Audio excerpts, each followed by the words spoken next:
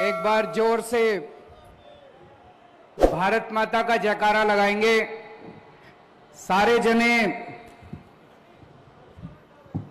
पूरे दिल से मुट्ठी बंद करके हाथ ऊपर करके जोर से बोलेंगे, भारत माता की इनकलाब इनकलाब, वंदे वंदे। हरियाणा के कोने कोने से आए हुए मेरे भाइयों बहनों, माताओं, बुजुर्गों, बच्चों, आप सब लोगों को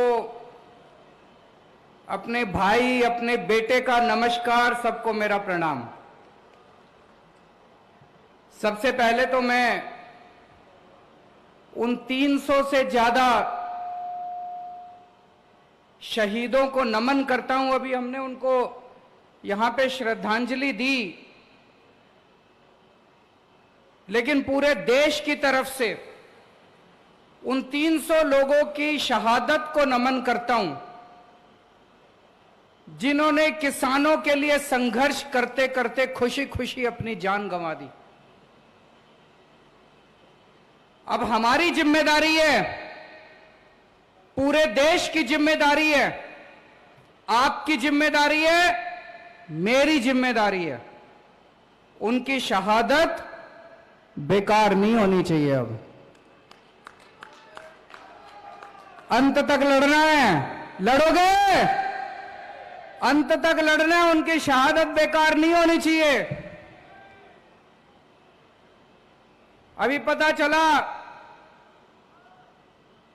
कल रोहतक में इन्होंने किसानों पर लाठीचार्ज कर दिया। यह बड़ी गलत बात है। जिस देश के अंदर किसानों का सम्मान नहीं है, वो देश कभी प्रगति नहीं कर सकता। किसानों का साथ देना चाहिए सरकारों को कि किसानों के ऊपर लाठीचार्ज करना चाहिए। हम कड़ी निंदा करते हैं इसकी, और आज पूरे हरियाणा में बता रहे हैं किसानों ने चक्का जाम कर रखा है। हम किसानों के इस संघर्ष का समर्थन करते हैं। मैं अभी जब आया मेरे को भी काफी टाइम लग गया, कई जगह से मेरे को घूम के आना पड़ा, लेकिन मेरे को कोई तकलीफ नहीं है। अभी मेरे को पता चला है कई सारी बसें, कई सारे लोग जो आज यहां सभा में आना चाहते थे,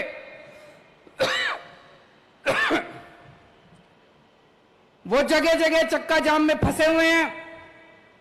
मैं उनसे माफी मांगना चाहता हूं कि हमें अब ये सभा शुरू करनी पड़ी, नहीं तो कई लोग जो 11 बजे के आके बैठे हैं उनको भी वापस जाना था।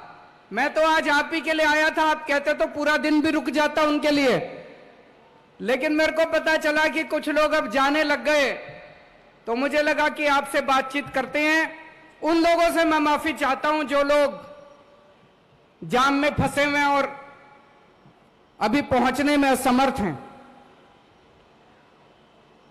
दोस्तों, जब केंद्र सरकार ने तीनों काले कानून पास करे, पूरे देश के किसान दुखी हो गए, पूरे देश के। लेकिन सारे किसान ये सोच रहे थे कि कौन आगे बढ़ के संघर्ष करे, कौन आगे बढ़ के इसका बीड़ा उठाए। तब पंजाब और हरियाणा के किसानों ने आगे बढ़ के पूरे देश के किसानों का नेतृत्व किया।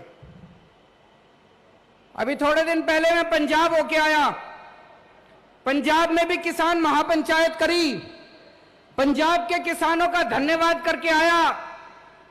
आज मैं हरियाणा में आया हूं, हरियाणा के किसानों का धन्यवाद करने के लिए कि पंजाब और हरियाणा के किसानों ने नेतृत्व करके इस पूरे किसानों के संघर्ष का नेतृत्व किया और देश के सारे किसानों की आवाज बुलंद की आप लोगों ने इन तीनों काले कानूनों के खिलाफ। सारा देश आपके साथ है। ये मीडिया वाले दिखाएं ना दिखाएं, चिंता मत करना।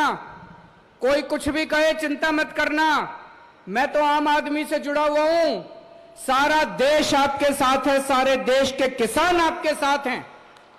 हो सकता है गुजरात का किसान दिल्ली के बॉर्डर पे ना पहुंच पाए, हो सकता है तमिलनाडु का किसान दिल्ली के बॉर्डर पे ना पहुंच पाए, हो सकता है असम का किसान दिल्ली के बॉर्डर पे ना पहुंच पाए, पर यह मत सोचना कि वो किसान आपके साथ नहीं है।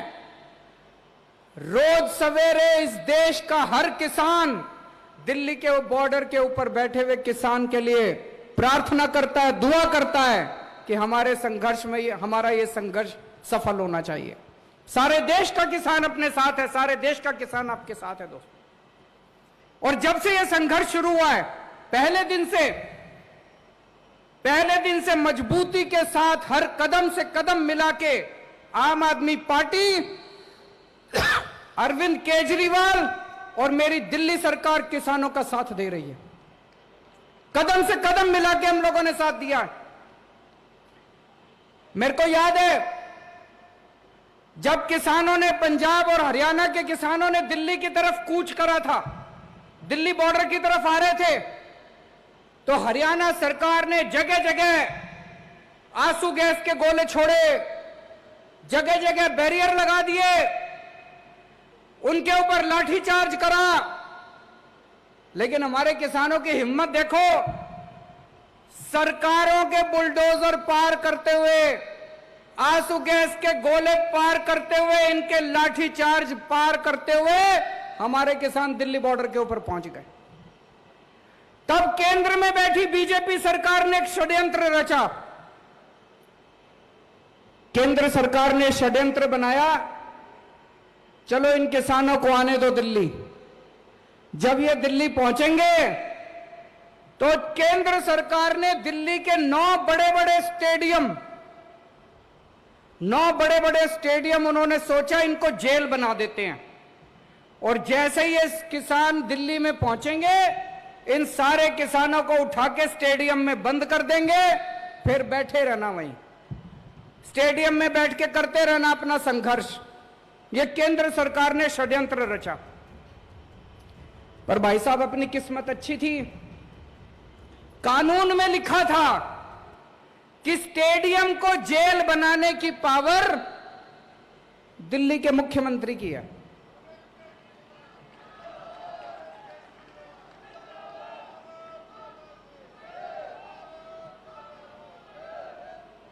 कानून में लिखा था कि स्टेडियम को जेल बनाने की पावर दिल्ली के मुख्यमंत्री की है। तो केंद्र सरकार ने फाइल भेजी मेरे पास, और भाई साहब फोन पे फोन आने लगे। इतना प्रेशर डाला इन्होंने, केंद्र वालों ने इतना प्रेशर डाला कि ये जेल बना दो, जेल बनाना बहुत जरूरी है, लॉ एंड ऑर्डर प्रॉब्लम हो जाएगी। धमकी भी दी उन्होंने मेरे को, तुम्हारी पावर खत्म कर देंगे, ये कर देंगे, वो कर देंगे। पर भाई साहब मैं नहीं माना, मैंने फाइल रिजेक्ट कर दी उनकी।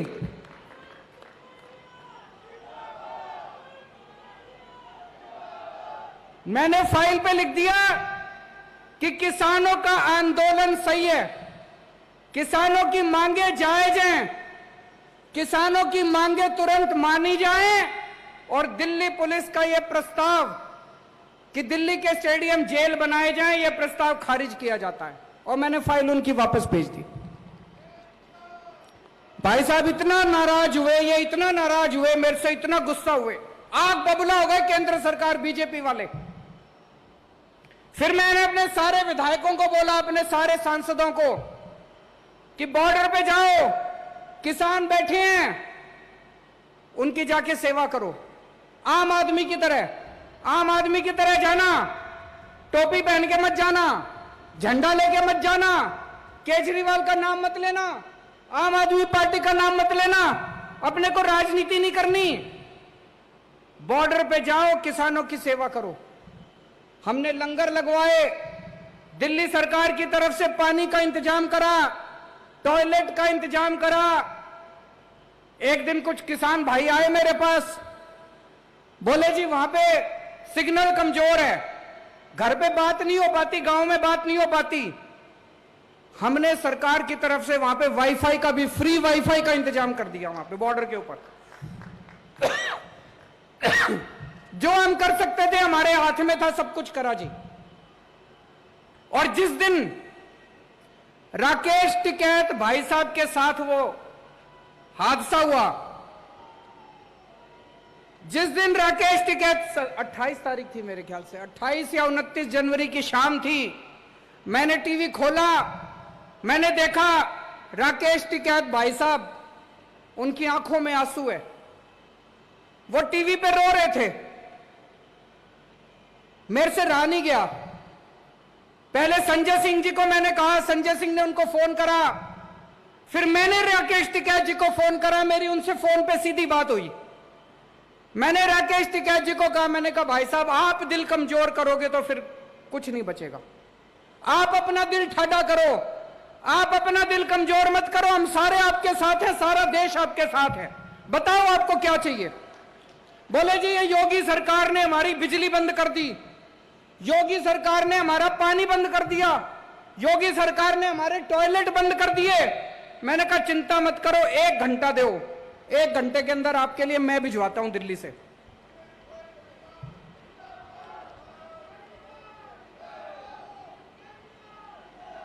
एक घंटे के अंदर हमने जनरेटर भिजवा दिए, बिजली का इंतजाम कर दिया, टॉयलेट का इंतजाम कर दिया, पानी का इंतजाम कर दिया, सारा इंतजाम कर दिया। और मुझे बड़ी खुशी है कि आज भी किसान आंदोलन 4 महीने के बाद जिंदा है। अभी भी वो कुछ नहीं कर पाए, इसी वजह से वो इतने परेशान हो रहे हैं मेरे से, इसी वजह से इतने नाराज हो रहे हैं। और अब वो संसद के अंदर एक बिल लेके आए हैं केजरीवाल को सजा देने के लिए। बहुत बड़ा खामियाजा भुगता है हमने। किसान आंदोलन का समर्थन करने के लिए वो अब हमें सजा दे रहे हैं। वो एक कानून लेके आए, कानून पास कर दिया संसद ने कि दिल्ली के अंदर चुनी हुई सरकार, चुने हुए मुख्यमंत्री की कोई पावर नहीं होगी, सारी पावर लेफ्टिनेंट गवर्नर की। भाई साहब इसलिए आजादी की लड़ाई लड़ी थी क्या? आजादी की लड़ाई लड़ी थी कि देश आजाद होएगा, जनता की ताकत होएगी, जनता वोट डालेगी, वोट डाल के अपनी सरकार चुनेगी, सरकार जनता के लिए काम करेगी। अरे ये कैसा कानून कि जिस सरकार को जनता ने 70 में से 62 सीट दी, 70 में से एक बारी 67 सीट दी, उस सरकार की कोई पावर नहीं और तुम्हारे लेफ्टिनेंट गवर्नर की सारी पावर। संसद के अंदर जब ये बिल पे चर्चा हो रही थी, सुशील गुप्ता जी वहीं बैठे थे संसद में, बीजेपी के एक एक सांसद ने खड़े होकर बोला केजरीवाल ने किसानों का समर्थन किया था, इसलिए केजरीवाल को सजा दे रहे हैं हम लोग। सुन लेना आप YouTube के ऊपर, सोशल मीडिया पे सुन लेना इनके बीजेपी वालों के भाषण। बीजेपी वाले संसद में खुलेआम बोल रहे थे, चैलेंज कर रहे थे कि दिल्ली के मुख्यमंत्री ने किसानों का समर्थन क्यों करा, दिल्ली के मुख्यमंत्री ने किसान आंदोलन का समर्थन करा, इसलिए केजरीवाल को यह सजा दी जा रही है। मैं उनको कहना चाहता हूं, हमारे 300 किसान भाइयों ने शहादत दे दी, अपनी जान दे दी। इस किसान आंदोलन के लिए अगर केजरीवाल की जान भी चली जाए,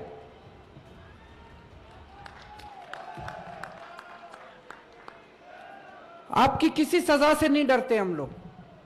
आज ये जो किसान आंदोलन है, हर भारतवासी का फर्ज है, हर देशभक्त का फर्ज है। जो कहता है मैं भारत से प्यार करता हूं, उसका फर्ज है कि किसान आंदोलन का साथ दे। जो आदमी किसान आंदोलन के साथ है वो देशभक्त है, और जो आदमी किसान आंदोलन के खिलाफ है वो गद्दार है, वो देश का गद्दार है।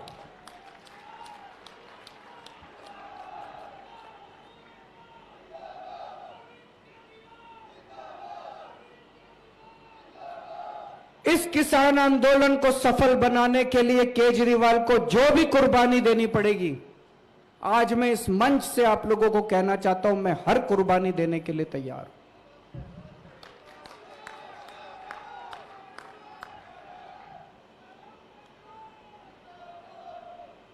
अभी परसों में सुशील गुप्ता जी से मेरी फोन पे बात हो रही थी। इन्होंने बताया जी गांव गांव में जा रहे हैं इसकी तैयारी, आज इस महापंचायत की तैयारी करने के लिए। बोले जी गांव गांव के अंदर किसी पार्टी के नेता को नहीं घुसने दे रहे, और जब आम आदमी पार्टी वाले जाते हैं तो लोग बुला बुला के अपने घर में उनको दूध पिलाते हैं।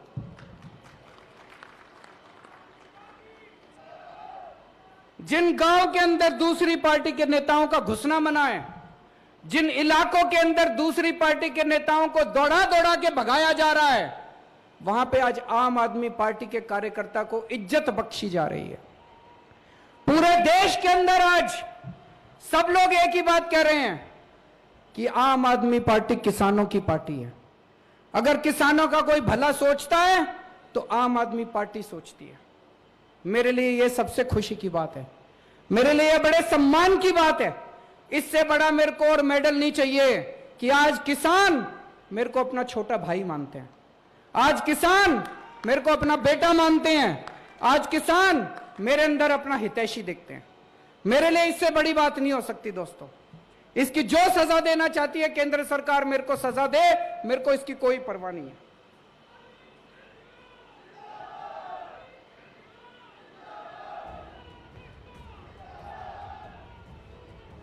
हम लोग राजनीति में आए थे जनता की सेवा करने के लिए, हम लोग राजनीति में आए हैं देश की सेवा करने के लिए। 6 साल हो गए दिल्ली में सरकार चलाते हुए। 6 साल में आप लोग भी जानते हो कि खूब काम किए हैं दिल्ली के अंदर। स्कूल बनवाए हैं, अस्पताल बनवाए हैं, दिल्ली में बिजली मुफ्त हो रही है, पानी मुफ्त हो रहा है, महिलाओं की बसों का में किराया नहीं लगता। औरत अगर महिला बस में सफर करे उसका किराया नहीं लगता। खूब सड़कें बन रही हैं, खूब विकास हो रहा है दिल्ली के अंदर। आप तो जाते रहते हो दिल्ली, आपको पता होगा। और इन 6 साल में जब हम लोग दिल्ली का विकास कर रहे थे, बीजेपी वाले हर 6-7 महीने में कुछ ना कुछ अड़ंगा अड़ा के हमारी शक्तियां छीनते रहते हैं, शक्तियां छीनते रहते हैं। मैं बीजेपी वालों को कहना चाहता हूं, तुम्हारे पास तो खूब शक्तियां हो गई। अब बीजेपी तो इस देश की सबसे शक्तिशाली पार्टी है। केंद्र में भी उनकी सरकार, कितने सारे राज्यों में भी उनकी सरकार। इतनी सारी शक्तियां होने के बावजूद केजरीवाल ने दिल्ली में इतने स्कूल बनवा दिए, बीजेपी ने पूरे देश में मिलके एक स्कूल नहीं बनवाया, एक कॉलेज नहीं बनवाया, एक अस्पताल नहीं बनवाया। बता दो जी, बनवाया हो तो? आप इतने जने आ रहे हो पूरे हरियाणा के कोने कोने से, आपके जिले में, आपके गांव में, आपके मोहल्ले में कोई स्कूल बनवाया हो? इन्होंने बंद जरूर करा दिए, कई स्कूल बंद करा दिए इन्होंने। गलत तो नहीं कह रहा भाई साहब? एक स्कूल नहीं बना। इतनी शक्तियां इनके पास, अपार शक्तियां, अपार साधन इनके पास, इतनी शक्तियां, इतनी सारी शक्तियां इन्होंने मेरी भी छीन ली। फिर भी इनसे एक स्कूल नहीं बना, एक अस्पताल नहीं बना, एक कॉलेज नहीं बना। मैं इनको कहना चाहता हूं, बीजेपी वालों को, स्कूल और अस्पताल बनाने के लिए, जनता की सेवा करने के लिए शक्तियों की जरूरत नहीं होती, नीयत की जरूरत होती है।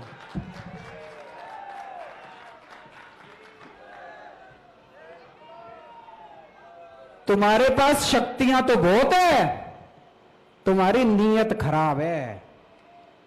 केजरीवाल के पास शक्तियां नहीं है, हमारी नीयत साफ है। तुम हमारी जितनी मर्जी शक्तियां छीन लो, ये दिल्ली के अंदर स्कूल बने थे और बनते रहेंगे, दिल्ली के अंदर अस्पताल बने थे और बनते रहेंगे।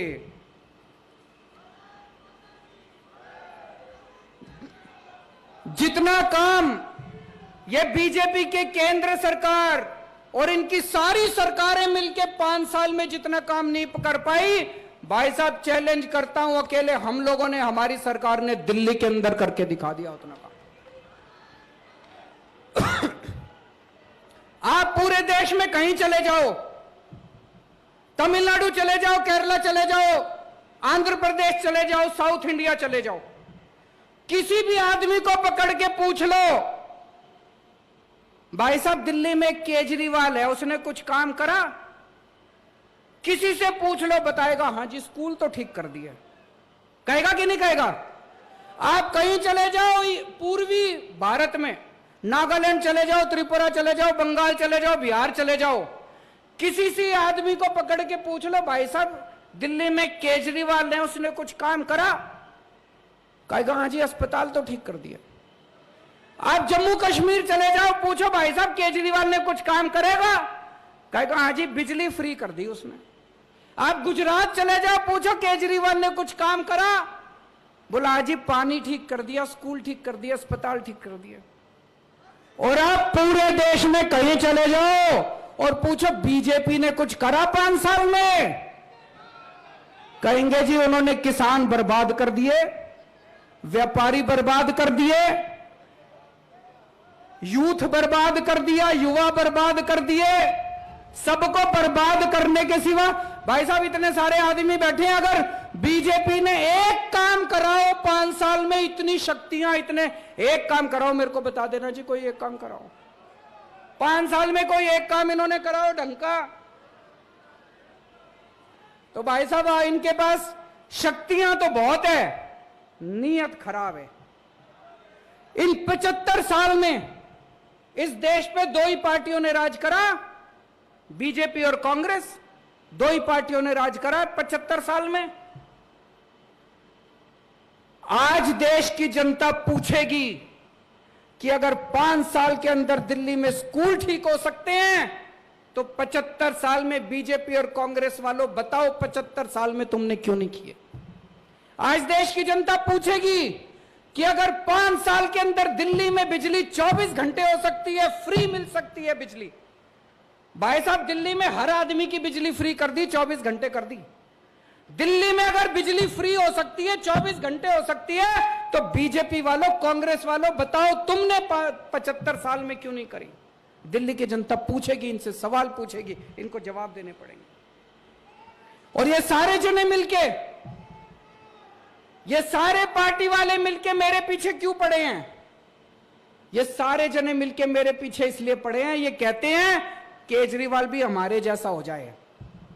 इन्होंने 75 साल में सारे नेताओं ने, सारी पार्टी वालों ने मिलके केवल अपने घर भरे हैं, अपने घर भरने के सिवा कुछ नहीं करा। अगर मैं भी आज सत्ता में आने के बाद बदल जाता, आज भी आपके सामने वही केजरीवाल खड़ा है जो 10 साल पहले केजरीवाल था। इतना सा भी नहीं बदला मैं, उतनी ईमानदारी के साथ काम कर रहे हैं जो पहले काम करते थे। ये सारी पार्टियां चाहती है केजरीवाल भी हमारे जैसा हो जाए। ये चाहती है मैं भी अपना घर भी भरूं, थोड़ा मैं कमाऊं, थोड़ा इनको कमा के दूं, तो ये मेरी शक्तियां नहीं छीनते, तो ये मेरे खिलाफ नहीं होते। आज ये सारे मेरे खिलाफ इसलिए हैं क्योंकि मैं इनके जैसा नहीं बना। आज भी मैं देश की सेवा कर रहा हूं, जनता की सेवा कर रहा हूं।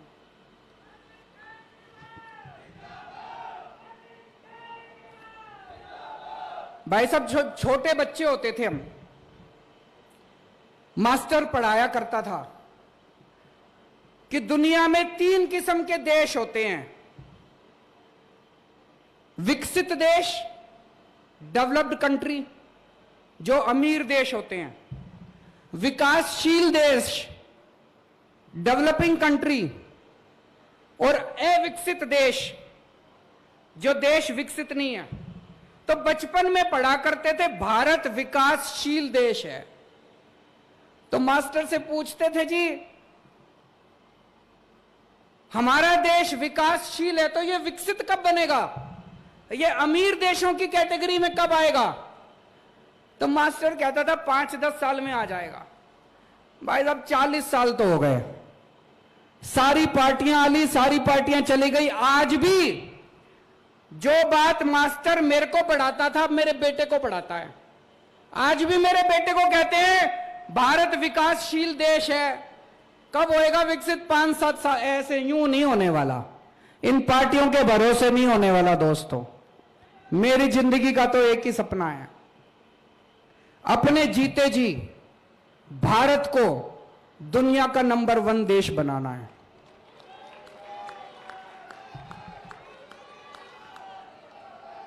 दिल्ली बदल के दिखा दी 5 साल में।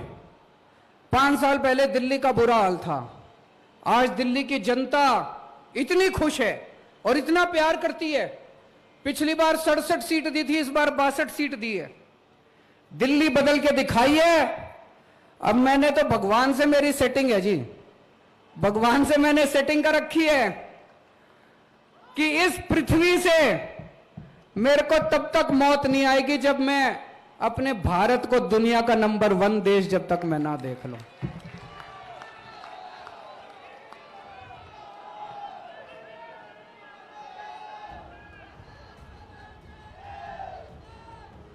और यहां जितने किसान भाई आए हैं, उन सारे किसान भाइयों को मैं कहना चाहता हूं, ठाडे रहना,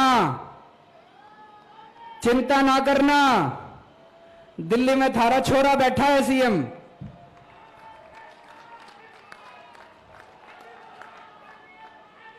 अंत तक चाहे कोई कीमत चुकानी पड़े, अंत तक किसान आंदोलन का साथ देंगे।